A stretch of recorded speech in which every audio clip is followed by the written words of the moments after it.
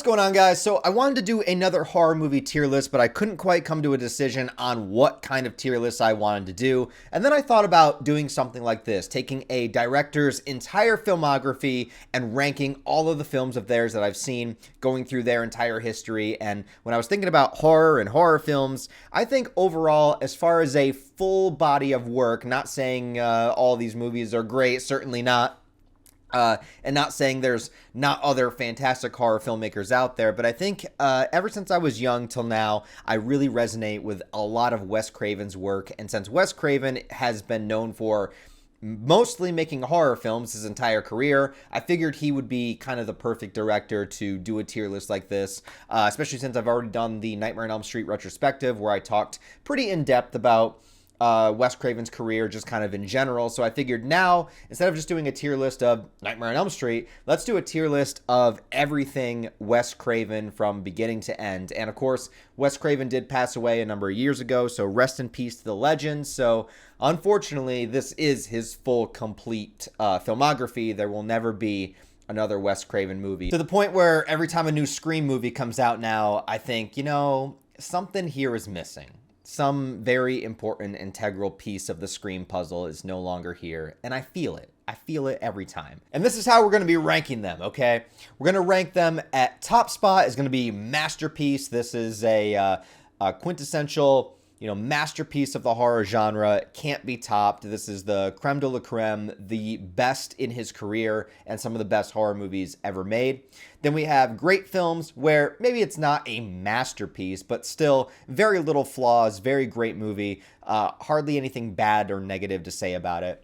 Then the next category is decent, where it's like, okay, maybe the movie has some flaws, but I still like it. You know what I mean? Like, I can recognize that there's some bad things going on here, or some things that maybe didn't turn out the way that they were intended, but I still enjoy it.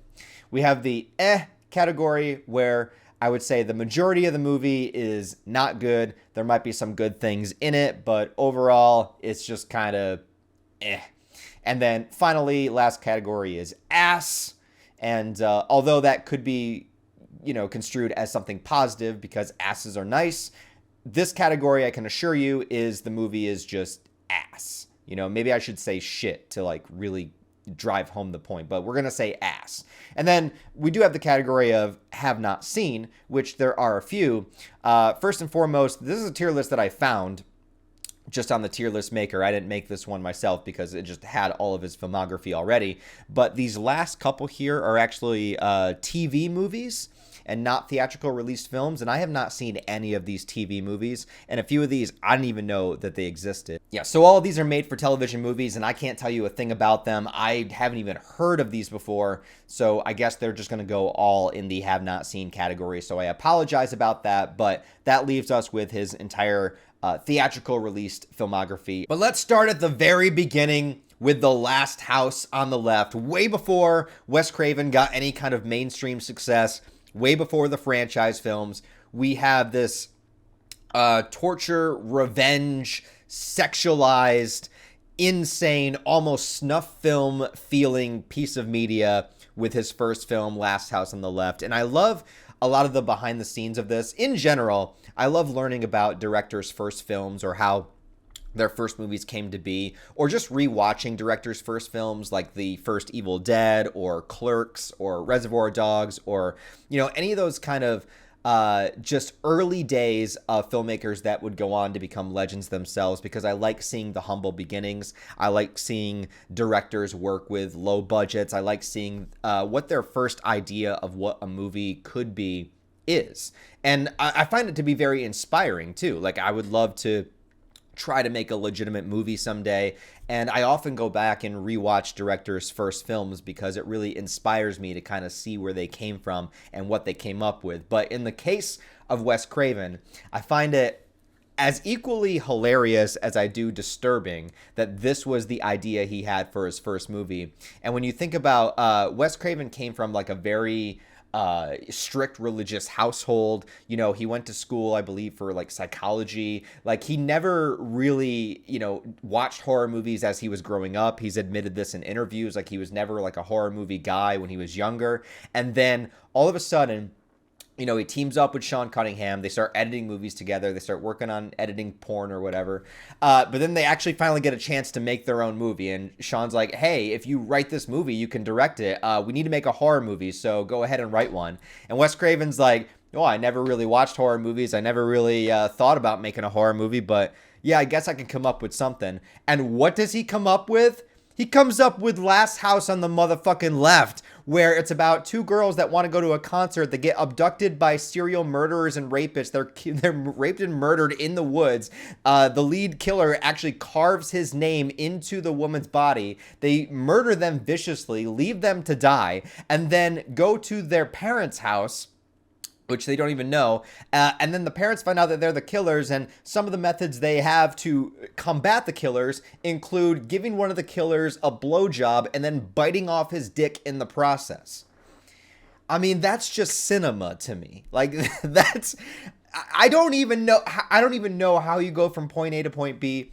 But I can look at this in the way that maybe, Wes was looking at sort of real life horrors in the world and like what would actually be scary? Would a monster be scary, or would it be scary to be abducted by a bunch of serial murderers? And so, like, that's the movie he made. Not to mention the fact that because it's so low budget and because it's so gritty, like, it feels so much more uncomfortable because it feels kind of realistic, because obviously the shots are set up in a way where it's pretty much just a dude in the woods holding the camera, and these, they're all no-named actors, and it's just it has this really gritty, disgusting feel to it. And what a way to pop off your career.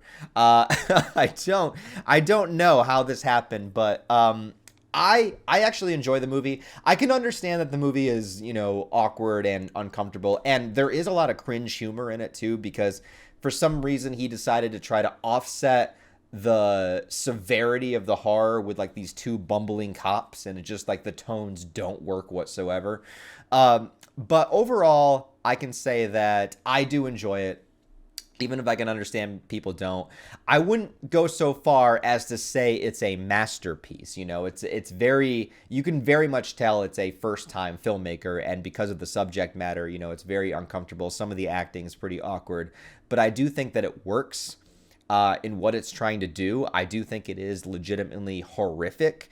And so for me, I gotta say that it is a great film for what it is. I understand it's not going to work for everybody. It's not going to be the kind of movie people enjoy, really, but I think for what it does it well. It's just not quite a masterpiece because there's still a lot of flaws as far as first-time filmmaking goes, but yeah, I like it. Next one is The Hills Have Eyes, which is sort of similar, but kind of it tones it down a little bit because you don't see as much. It's a family that gets stranded in the middle of the desert where there are these inbred cannibal family living in the desert that take it upon themselves to abduct these people, assault these people, burn these people alive. Basically like a whole sort of like Texas Chainsaw Massacre vibe. But then, see, Wes Craven really likes characters that kind of rise up and fight back in the end. As you can tell with the end of Last House on the Left, even though it's not the girls, that get to do it, it's their parents. But in Hills Have Eyes, the family eventually finds a way to fight back and even has to become kind of like savages themselves in order to defeat the savages. And they create all these booby traps, which Wes Craven loves his booby traps, man. And so I think that this is sort of like, you could see the direction that he's going, where it's like, it's sort of like Last House on the Left, but it's a little bit more tame. It's still pretty gritty, but it's a little bit more tame. And he's going in that kind of like classic direction of characters rising up at the end. I like it. Again, I wouldn't personally say it's a masterpiece, but I do think it's a great film. I'll put it right. I wonder if I should rank these all in order too. I might like Last House on the Left a little bit more, but yeah, as far as like the masterpiece category goes, I'm really savoring that for just the top of the top. Like, I can't be putting every movie I like in there, The next one, Deadly Blessing, which I had never really seen until like within the last year. And it's all right. It definitely goes in like a more of a traditional slasher direction. About this girl that lives next to this weird Amish religious I wouldn't say cult, they're not Amish. They're like, there's something else that's probably offensive. I'm sorry. Am I sorry? I don't know. And, it has moments to it that are fine. Characters kind of get killed off one by one. There's some twists and turns, but overall, if this was not a Wes Craven movie, I probably wouldn't remember it. I probably wouldn't have watched it. So it would be pretty forgettable, I think. It's interesting to see the path of his career, and so I like it for that. But otherwise, I don't really think it's all that special. I think it's okay. So I'm going to put it in the decent category because it's not bad. It's just kind of like a middle of the road slasher movie. Like, it's all right. The next one, though, I gotta say that I do have some nostalgic love for. So Wes Craven directed an adaptation of Swamp Thing, which is a DC Vertigo character. But the thing that sucks the most, well, other than the effects and the budget and the acting and almost everything in the movie, is that the best Swamp Thing run in the comics is by Alan Moore, and he completely changes the lore and backstory of Swamp Thing and actually makes Swamp Thing even more horror-centric than he ever was before. But the Alan Moore comics were coming out either at the same time or after the movie, so the movie has the original lore. I don't want to spoil that, I guess, if you guys ever read Swamp Thing. I don't know if who would. But I like Swamp Thing as a character, and as a kid, I loved this movie. This was actually probably...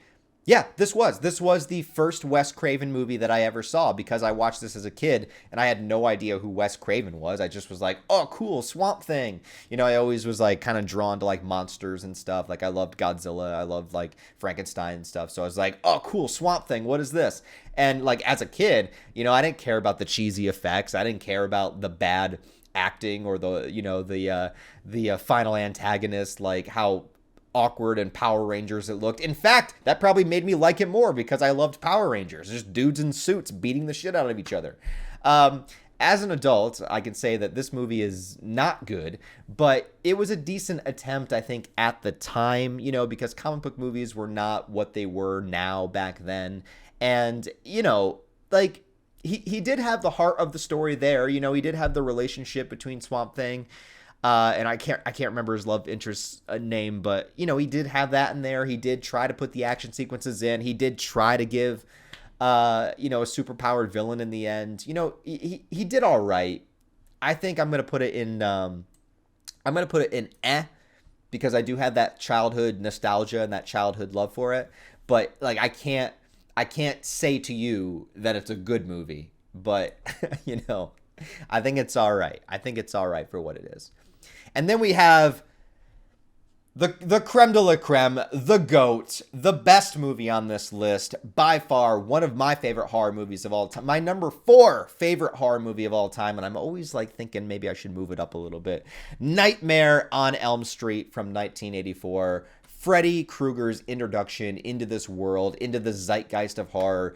And to me, Nightmare on Elm Street is one of the most perfectly crafted horror movies of all time because everything about it to me works. I think it has engaging characters. I think Nancy is one of the best final girls of all time. She works very well with having the fear aspect, but then also kind of rising up and trying to figure out the mystery of what's going on while no one else is believing her and no one else is paying attention to her, creating all the booby traps to try to fight Freddy, coming up with the idea of bringing him into the real world and trying to defeat him that way. John Saxon is great in this movie. The kills are phenomenal. And of course, Robert Englund as Freddy Krueger, who became this icon of horror that still to this day is just known for that role, for better or worse. But, I love me some Robert Englund. Actually, I think it was his birthday yesterday. So happy birthday, Robert Englund. And yeah, created an entire legacy of slasher movies. And like overall consistency of the Nightmare on Elm Street movies is pretty damn good too. Like, you can argue about what the best slasher series is, but like the consistency of Nightmare was great from this point on. I do think that Tina's death is genuinely terrifying, and I think it still works to this day. Seeing her, float up into the air, blood gushing out of the nightgown, her being dragged across the ceiling while her boyfriend is just there like, what the fuck? Like, imagine if you were that guy. Imagine you get waking up in the middle of the night, your girlfriend flies up to the ceiling, she starts getting dragged across the ceiling, blood's flying everywhere, and you're just like, what the hell? It's terrifying from both. It's terrifying from the victim and it's terrifying from the voyeur. Like it's just like everything about it is horrifying. And it's Freddy Krueger at his scariest. Like he's not being too silly. He's not being too over the top. Like it's, he still has that dark humor where he's like cutting his fingers off and laughing, but like it's done so well. I like the minimal budget. I could gush about this movie forever, man. I love the original Nightmare on Elm Street so much. It is a masterpiece. Let's leave it at that. I cannot say the same about Hills Have Eyes Part 2. And from what I understand, correct me if I'm wrong, I might be wrong about the lore about this, but I think this movie had a complicated history where it was being made before Nightmare on Elm Street, but they ran out of budget, so they scrapped the movie. And then after the success of Elm Street, they were like, oh, Wes Craven's popular now, let's finish it. And like Wes Craven didn't have final say in what happened. Half the movie is filled with like flashbacks of the first movie. I don't know what's going on with the production of this movie, but I know that it was a mess. All right. I don't know if everything I just said was like 100% factual, but I think that's the story.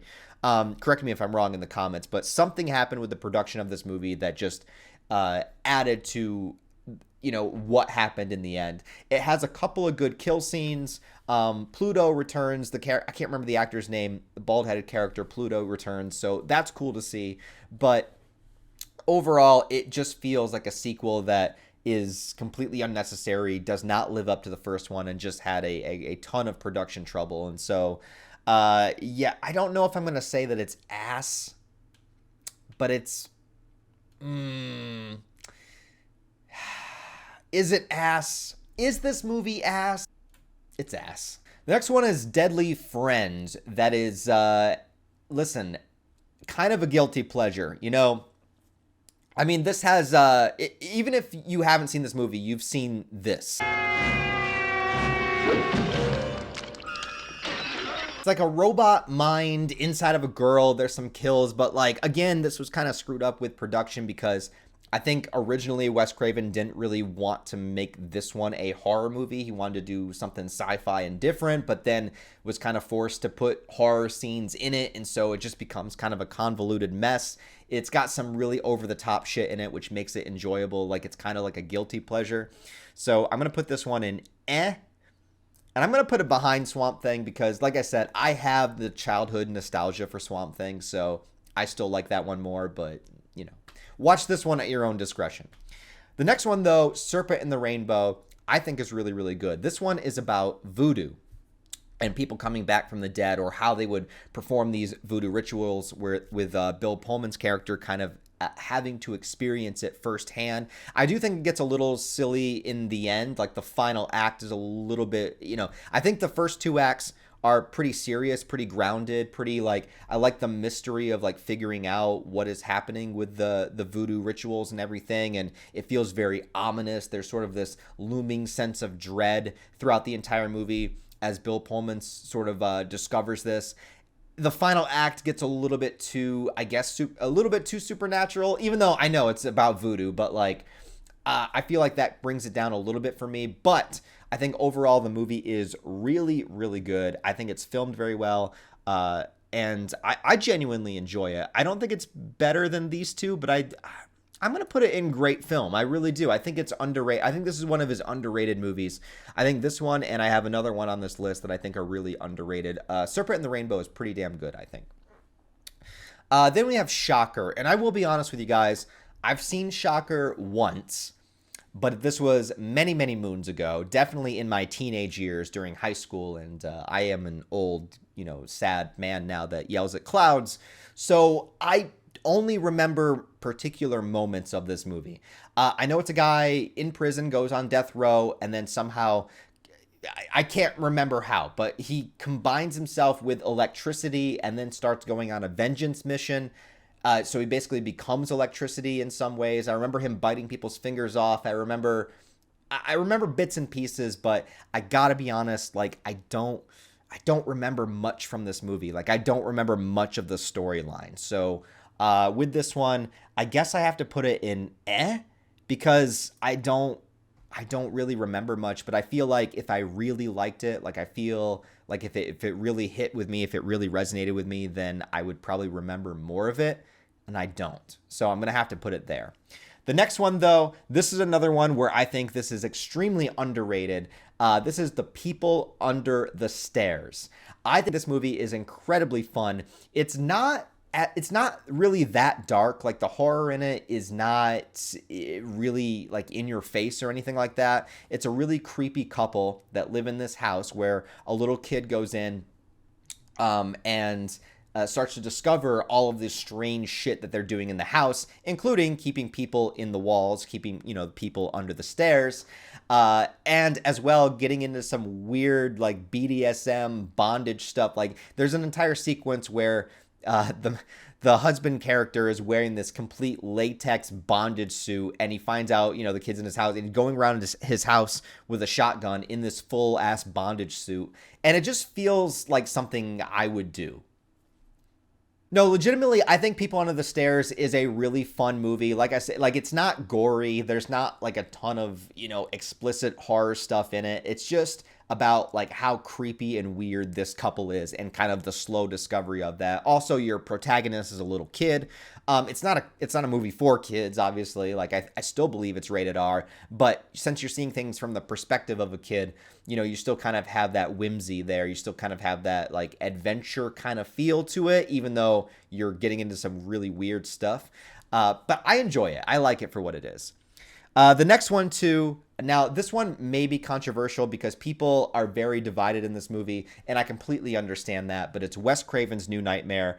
And to me personally, I think New Nightmare is a masterpiece. It is my second favorite Nightmare movie after the original, for so many reasons. Okay, it is the only other Nightmare on Elm Street movie that Wes Craven wrote and directed. And he comes at it from this sort of meta approach that would be mimicked in Scream. And this predates Scream. But he basically has this movie take place in its own world, basically in the real world, where all of the Nightmare on Elm Street movies are movies. And it stars Heather Langenkamp, who of course played Nancy from the original, as herself.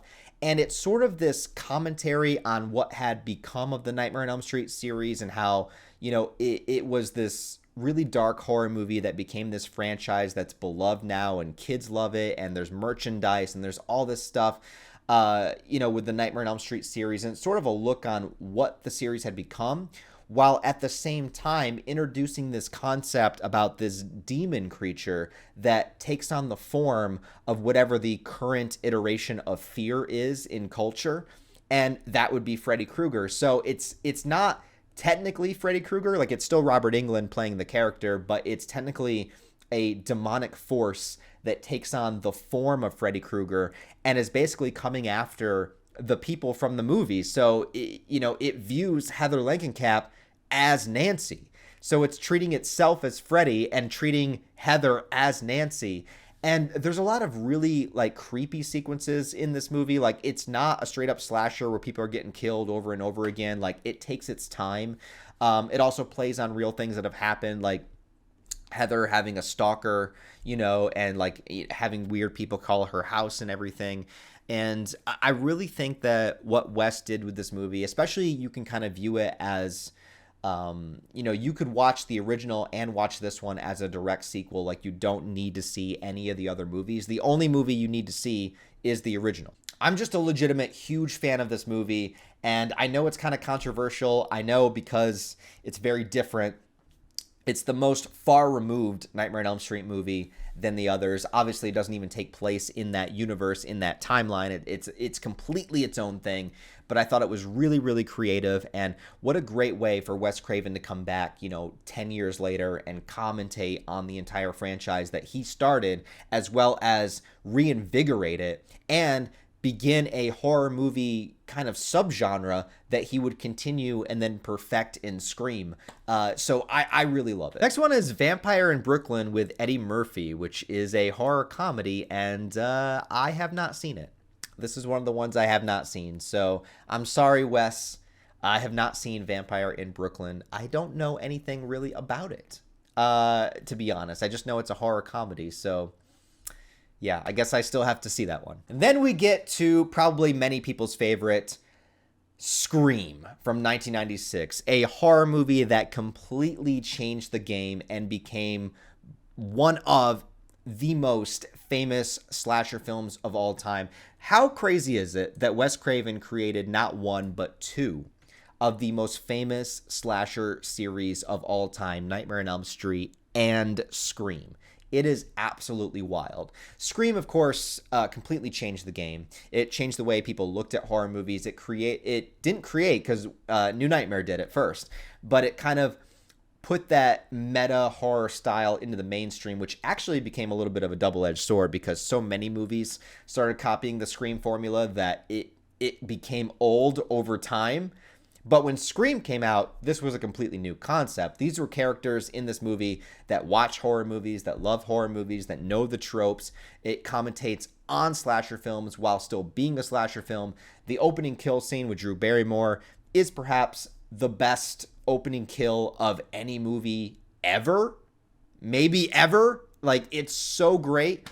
And I think that it definitely stands on a pedestal. Look, to me, I'm a huge Nightmare on Elm Street fan, so to me, I'm going to love Nightmare on Elm Street and New Nightmare more, but I cannot deny that Scream is absolutely a horror masterpiece.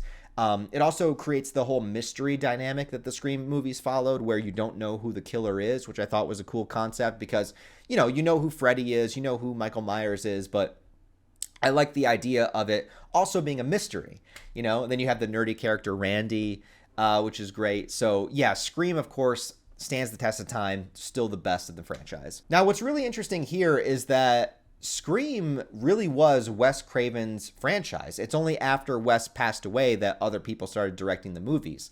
Unlike a lot of the other horror franchises, that Halloween was started by John Carpenter and, Nightmare on Elm Street had a bunch of different directors. Wes stayed with Scream. And I think that's one of the reasons why Scream feels so consistent, because it has same writer as well, Kevin Williamson, and also the same main cast, where Neve Campbell and David Arquette and Courtney Cox, they all come back movie to movie. So it makes the Scream franchise feel really unique in that you get that same flavor movie to movie. Like, you got the returning director, returning cast, returning writer, so it feels consistent. And Scream 2, it's odd to me because I've seen a lot of people say they don't like Scream 2, but I actually think it's my favorite Scream besides the original. I think Scream 2 is really good. I think actually Scream 2 is way better than it has any right to be, not to mention the fact that it's a sequel to one of the best horror movies of all time, and usually it starts to fall off from there. But it also came out so quickly because of Scream's success. It came out the very next year, and that probably wouldn't have happened if Scream wasn't so successful. So the fact that they wrote this as quickly as they did, filmed it as quickly as they did, got it out a year later, and it's actually good, I think it's really good. I think it's a great film, and to be honest, I'm putting it at the top of the great films. Scream 2 is my favorite Scream sequel, of the whole franchise. I think it's really good. Say what you want to about it. I know there's Scream 2 haters out there, but I love it. I love Scream 2, so that's up pretty high for me. Scream 3, on the other hand, look, I don't hate it. But I definitely think this is where it fell off, and probably why there wasn't another Scream sequel for a decade afterwards, because Scream came out, masterpiece. Scream 2, still pretty good. 2 years later, Scream 3, yeah, it's okay. Now the formula is starting to get a little bit stale. Now it's starting to kind of go downhill a little bit. But I do like how every Scream movie commentates on a particular trope, where the original commentates on slasher films in general, the second one commentates on sequels, and the third one commentates on trilogies. And the idea of Scream being a trilogy, I think it could have stayed there. I don't think we needed any more sequels after this one.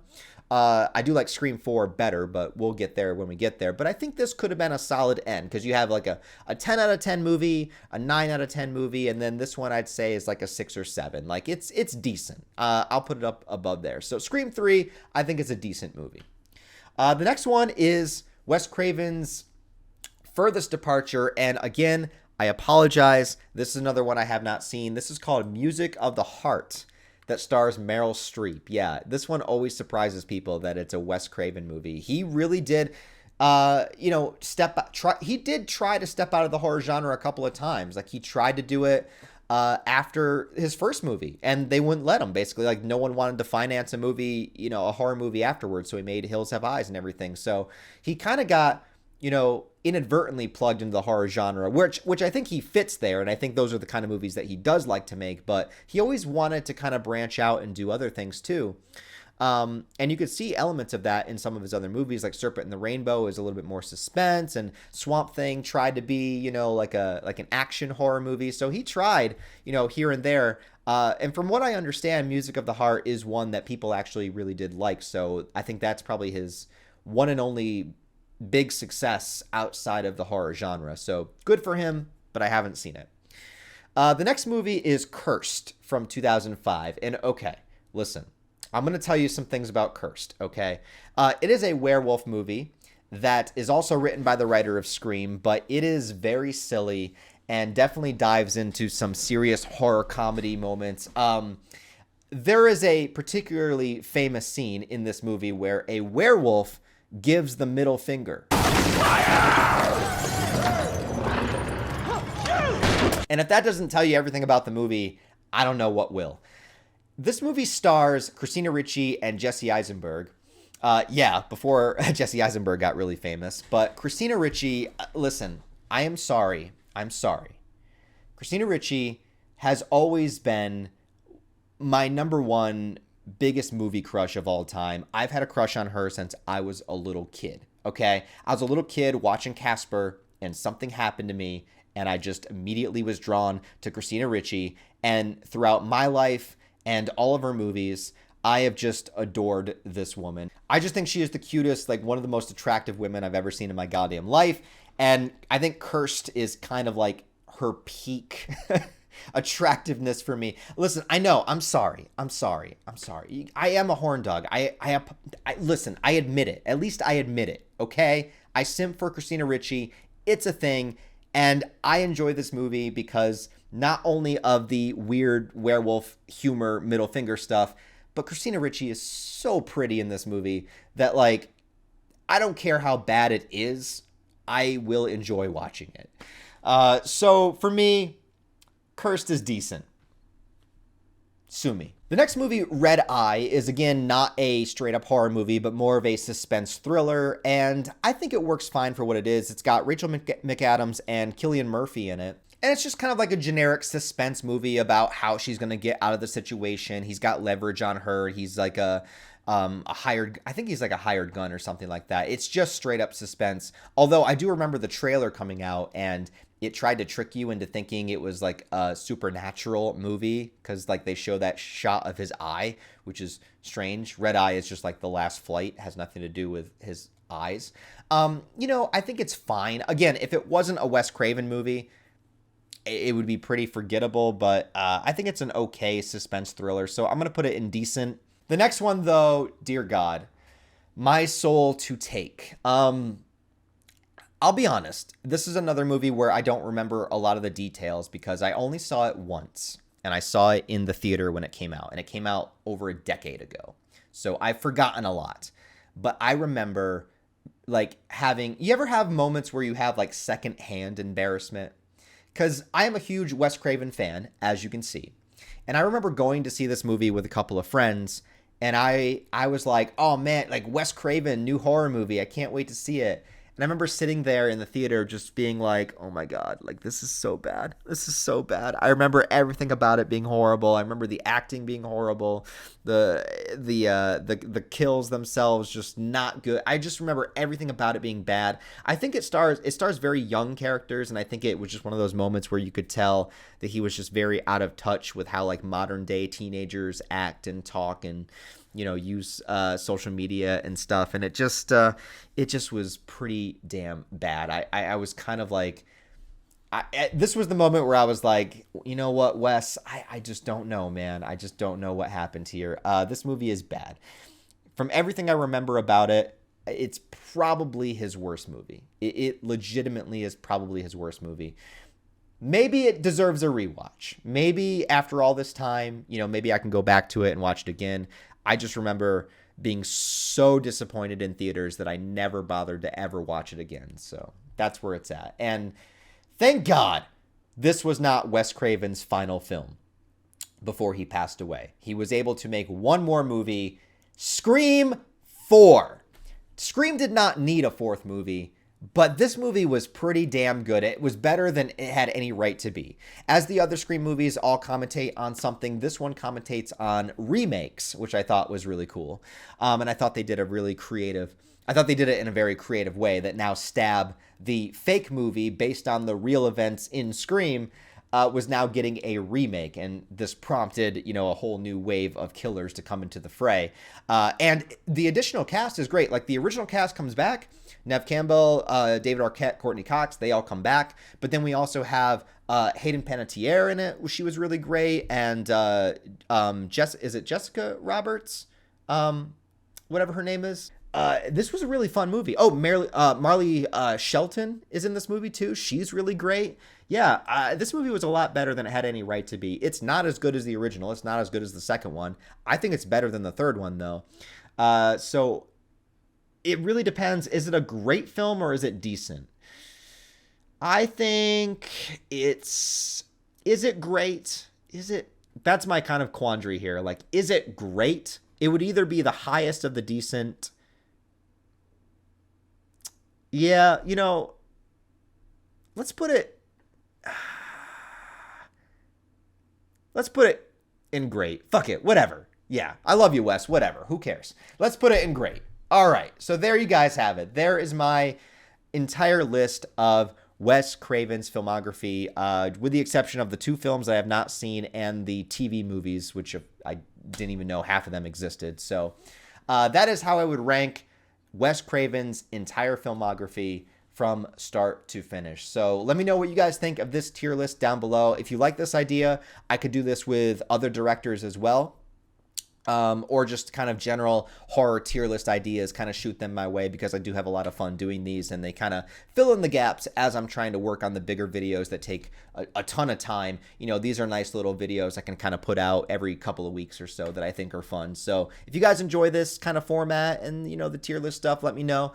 Other than that, guys, tell me what you think of my list of Wes Craven's movies. You can make your own list down below if you want to rank them yourself, or just put your top 5, top 10, whatever you want to do. Thanks for watching this video, guys. I really do appreciate it. Please give it a thumbs up and a comment to help it in the algorithm. Other than that, I hope you have a wonderful rest of your day, and I'll talk to you next time.